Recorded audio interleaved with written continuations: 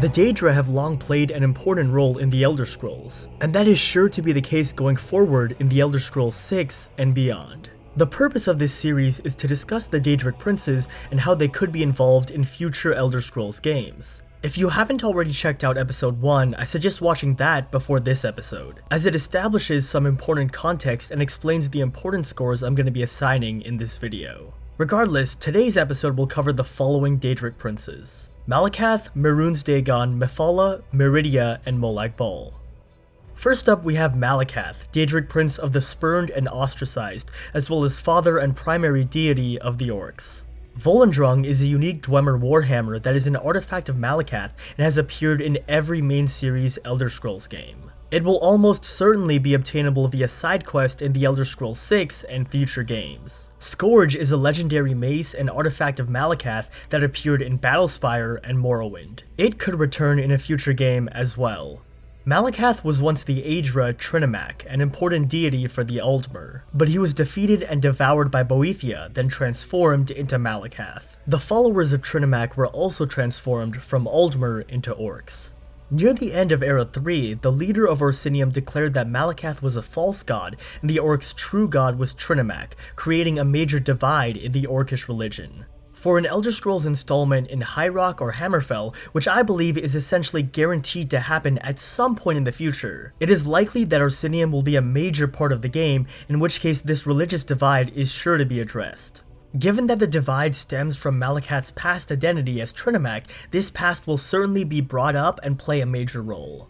Boethia and Trinimac fought in the past, and this conflict could resurface, perhaps in the form of a conflict between Boethia and Malacath. In support of this, the teachings of Malacath emphasize conflict, so him clashing with another Daedric prince at some point seems likely. If such a conflict arose, it is possible that Mephala would also get involved, as Mephala is an ally of Malacath, and in fact his only known ally. Yet another possibility is we could get a DLC that explores the Daedric origins of Malacath. This DLC would be remotely similar to the Shivering Isles, where we would visit the realm of Malacath and learn more about his past identity as Trinimac, just as we learned about Sheogorath's past identity as Jiggalog in the Shivering Isles. The realm of Malacath is Ashpit, which consists of almost nothing but dust, ash, and smoke. The Orcs believe that they are rewarded in Ashpit with immortality, drink, and constant battle. This is vaguely reminiscent of Sovngarde, and for a game in which the Orcs play a central role, we could travel to Ashpit in a similar manner to how we traveled to Sovngarde in Skyrim.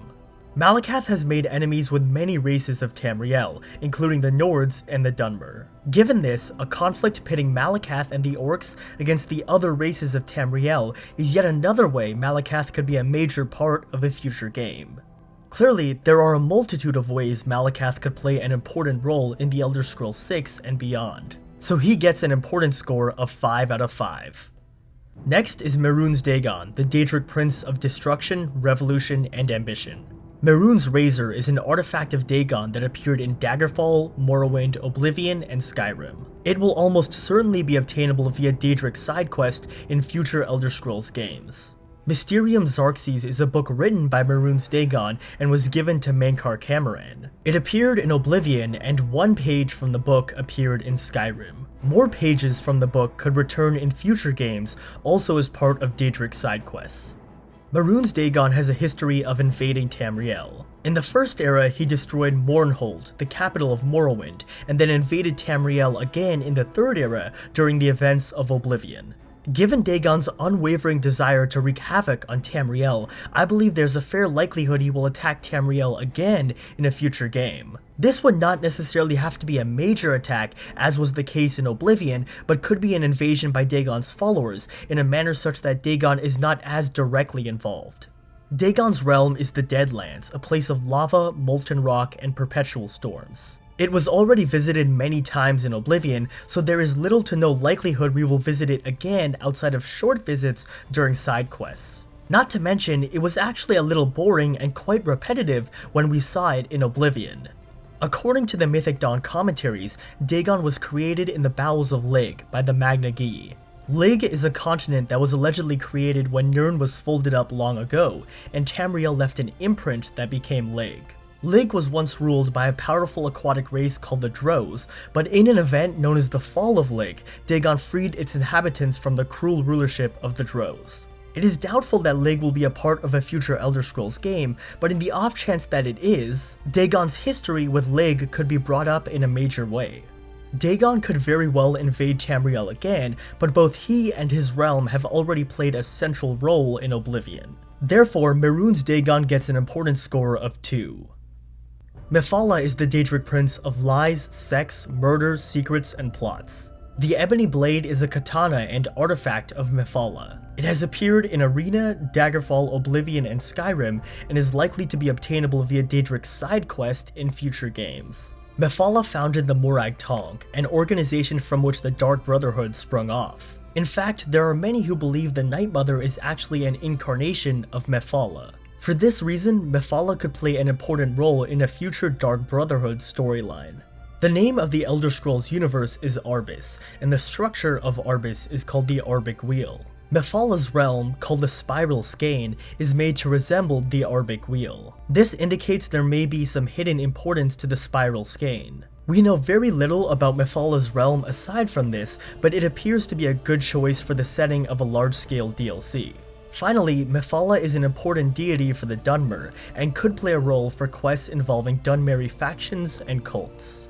Overall, our knowledge of Mephala is limited, but what we do know indicates that Mephala could be important in future games. As such, Mephala gets an important score of 3.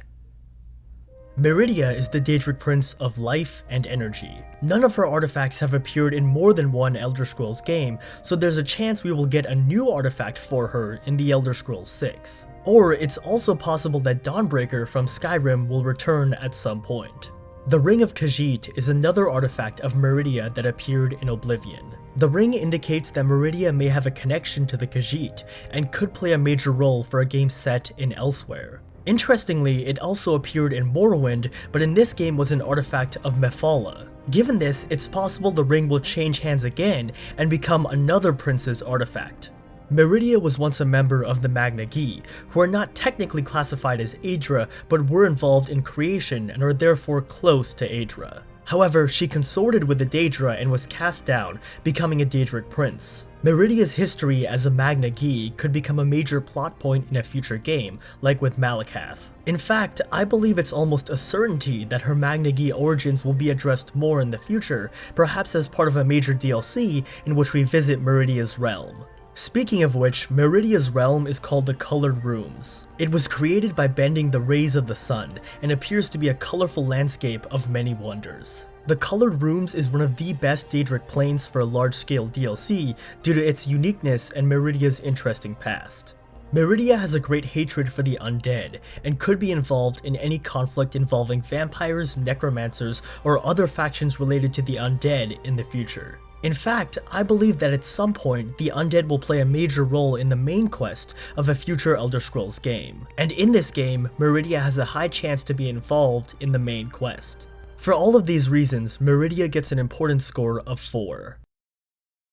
Last is Molag Bal, the Daedric Prince of rape, domination, and enslavement. His primary artifact is the Mace of Molag Bal, which appeared in every game except Arena. There will almost certainly be a side quest to obtain the mace in future games.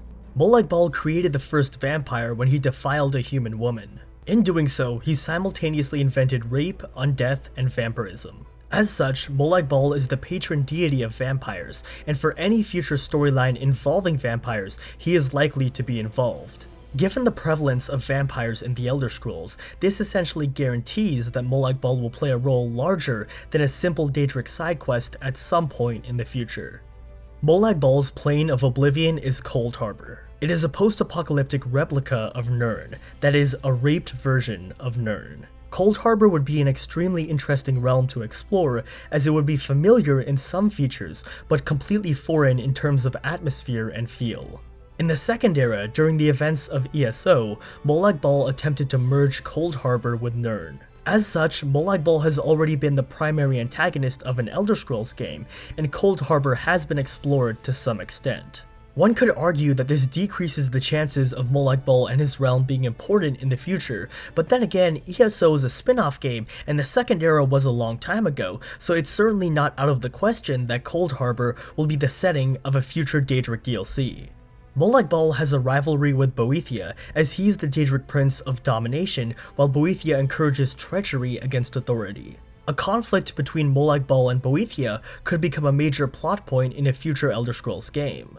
Molag Bal is also the arch-enemy of Meridia, as he created Undeath. In fact, the two have already had a minor clash in ESO, which could be a teaser for things to come. I've already stated that I believe a future Elder Scrolls game will involve the undead in a major way. And for such a storyline, there is no doubt that Molag Bal and Meridia would play a role and perhaps be in conflict with one another. This is the biggest selling point for Meridia and Molag Bal being two of the more important Daedra going forward. The Mace of Molag Bal was made when Bal enslaved an Orcish blacksmith and forced him to forge it. It is therefore speculated that Molag Bal and Malacath dislike one another, and this could result in conflict between the two. Before Dagon freed Lig, the Drows' chief deity was a being called the Ruddy Man, who is believed to be a form of Molag Bal. This connection to Lig and the Drows is unlikely to be addressed in future games. But if it were, the Drows, Dagon, Molag Bal, and Lig could all be involved, resulting in a departure to the weirder aspects of Elder Scrolls lore.